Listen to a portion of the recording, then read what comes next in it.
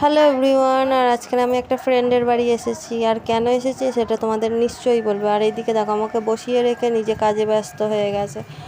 আর এদিকে দেখো আমার ছেলে আর ওর মেয়ে ফোন দেখছে আর দুজনে গল্প করছে।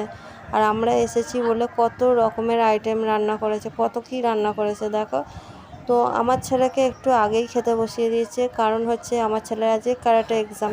তো এক্সামটা ওর বাড়ির কাছাকাছি পড়েছে, তাই ও বলেছিল আমাদের বাড়ি সকালে চলে আয়, বিকালে বাবুকে 4টের সময় এক্সাম দিতে নিয়ে যাবি। তো ওই জন্য ওকে আগে খেতে বসিয়ে দিয়েছে, কারণ দেরি করে খেলে ওর যেহেতু কষ্ট হবে। তো ওই জন্য ওকে আগে খাইয়ে দিয়েছে। আর এই যে আমার ছেলে রেডি হয়ে গেছে, এখন এক্সাম দিতে যাচ্ছে। সবাই একটু আশীর্বাদ করো ও যেন এক্সামটা ভালোভাবে দিতে পারে, ভালো রেজাল্ট আসে।